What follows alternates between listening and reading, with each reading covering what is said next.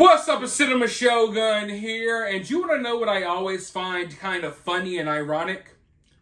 When I'm researching a story that's considered a conspiracy theory, and then like a couple of years down the line, it turns out that conspiracy is actually true, and it's just like publicly available information now.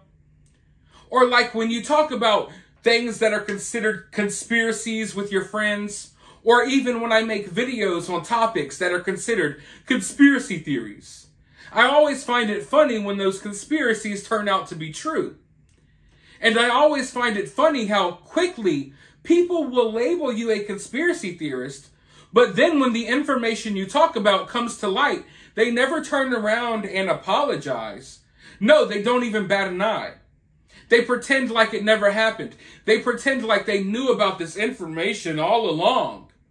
When in reality, what has been happening over the past couple of years is that a certain portion of our society has been pointing out things that we knew were coming, and we've been labeled conspiracy theorists, extremists, we've been labeled whatever you can think. They've thrown all types of stuff at us. And then, 2 or 3 years later, all of the things that we were banned from social media for talking about, all of the things that were controversial, it's just commonly available information. It's common knowledge now. I mean, during the whole beer bug and lockdown, I was never surprised about any of that because me and my friends were researching stuff like this for years. We've been telling people that stuff like this was going to happen. Well, one popular topic amongst people who are considered conspiracy theorists is the fact that the government has the ability to manipulate the weather. This is something that I've been trying to tell people for years, but usually people don't receive this information that well. In fact, they will consider you a conspiracy theorist for telling them about things such as cloud seeding, which is actually a tactic that has been used in this country for years. In fact, the U.S. military has used cloud seeding against its enemies in the past. But when you bring that up, people act like you're lying. People act like you're a conspiracy theorist. They don't want to believe the information that's really right there for them to obtain. But I find it funny that now, after all of these years of trying to convince people that, hey, the government, the military, they have the power to manipulate the weather. Now, the mainstream media is reporting on this as if it's nothing. The same mainstream media that labeled people conspiracy theorists for insinuating that the government can manipulate weather are now just openly reporting about the government manipulating weather. I want you to look at these headlines right here for me. Cloud seeding catching on amid Rocky Mountain drought. Cloud seeding success. Cloud seeding grows in the U.S. West. Cloud seeding grows in the U.S. West. Cloud seeding part of a plan to combat intermounting western drought. So now, after all of these years of telling people, hey, you know, they have the ability to manipulate some of this stuff. I know that there are theories out there about HAARP and, you know, the government having the ability to create monsoons and earthquakes and hurricanes. I'm not taking things that far. I'm not here to tell you that that's not possible. I don't know what these people have. But I do know that on a smaller level, at the very least, they are manipulating the weather, and they've been doing this in our faces for years. This isn't something that's I know that the average person who isn't knowledgeable about this topic, they will consider this a big conspiracy, but it's been going on for years. Sometimes when you look in the sky and you see what you may label as chemtrails, sometimes that's cloud seeding. That's them cloud seeding, manipulating the weather in your town. And, you know, knowing that they have this ability, and yes, they could use this ability for good, but how often do we use new technologies, new advancements in science, very rarely do we use them to help people. They usually start out by being weapons. So yes, they are weaponizing the weather. And as far as I know, they've been weaponizing the weather since the Vietnam War. Maybe even further back than that. But before I go any further, let's go ahead and watch this clip from the mainstream media where they openly talk about cloud seeding, something that people were labeled as conspiracy theorists for talking about for years. Now, they just openly talk about it like it's nothing. Let's take a look. The Colorado River, called the hardest working river in the United States, is in danger. This is due to two causes: reductions in precipitation and increased air temperatures. The river provides hydropower to 7 states, irrigation to more than 5 million acres of farmland, drinking water to 40 million Americans, and of course, the breathtaking Whitewater Rapids running through the Grand Canyon. All of it threatened by more than 2 decades in a megadrought. We can't just flip a switch like Colonel Joe Moore in Mad Max Fury Road. But we do have a superpower. Straight out of science fiction's X-Men: The Last Stand. It's called weather modification, or cloud seeding. We can't create the cloud. There has to be an existing storm system. We just give it a bump. Yeah. Garrett Kamens heads up one of the largest cloud seeding companies in the U.S. Has the desperation in the megadrought made the interest in cloud seeding skyrocket? Oh, definitely. There are currently 42 cloud seeding projects across the American West, like this one in Utah, where they take planes like this with flares attached. They fly right into the storm and send microscopic particles into the cloud. Particles that act like magnets for water droplets, bonding together until they are heavy enough to fall to the ground as rain or snow.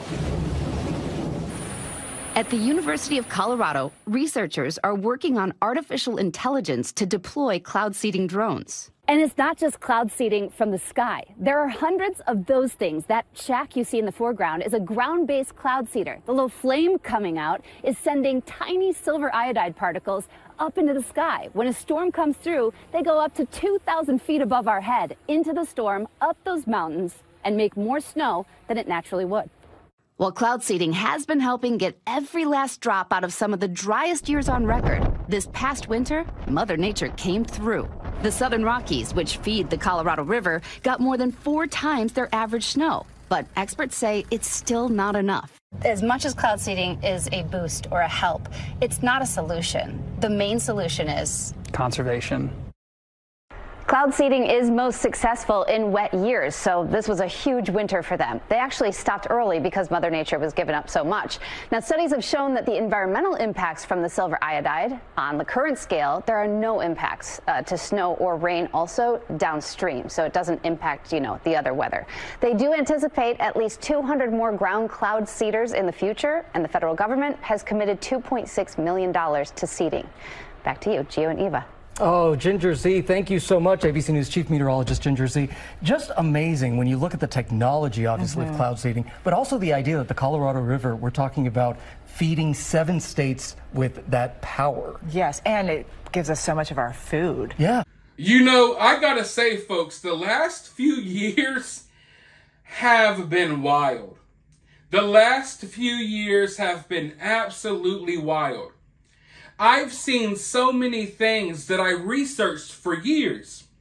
So many things that I talked about for years that were considered conspiracies. I've watched all this stuff just come to light. And it's really weird for me.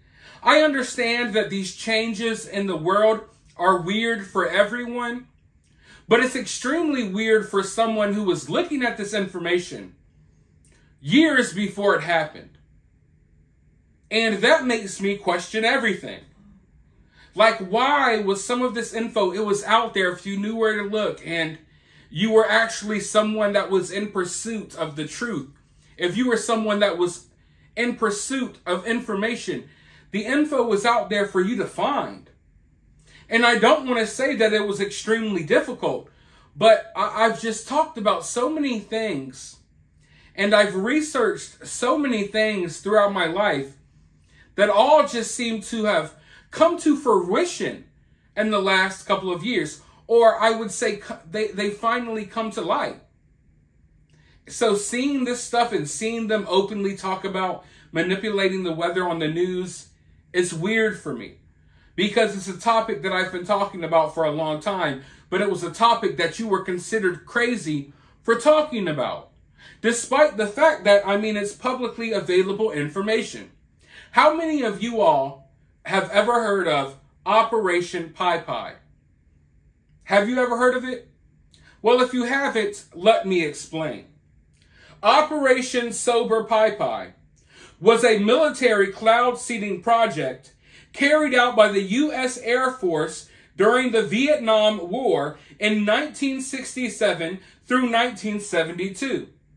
The highly classified program attempted to extend the monsoon season over specific areas of the Ho Chi Minh Trail in order to disrupt North Vietnamese military supplies by softening road surfaces and causing landslides. The former U.S. Secretary of Defense, Robert S. McNamara, was aware that there might be objections raised by the international scientific community, but said in a memo to the president that such objections had not in the past been a basis for prevention of military activities considered to be in the interest of U.S. national security. The Chemical Weather Modification Program was conducted from Thailand over Cambodia, Laos, and Vietnam, allegedly sponsored by Secretary of State Henry Kissinger and the CIA without the authorization of then Secretary of Defense Melvin Laird, who had categorically denied to Congress that a program for modification of the weather for use as a tactical weapon even existed.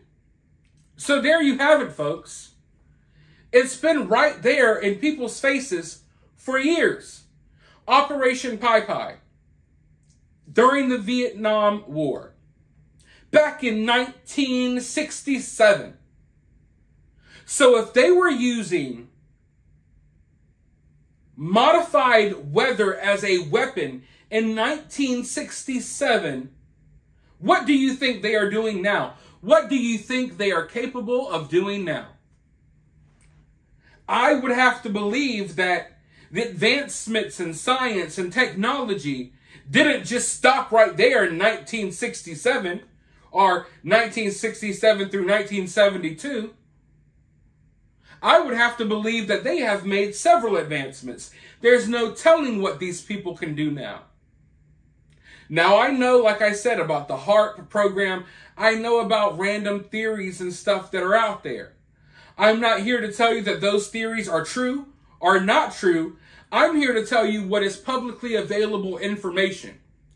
So if we know for a fact they were using the weather as a weapon in Vietnam, then what's stopping them from using the weather as a weapon now against us? And how far have they come in this technology?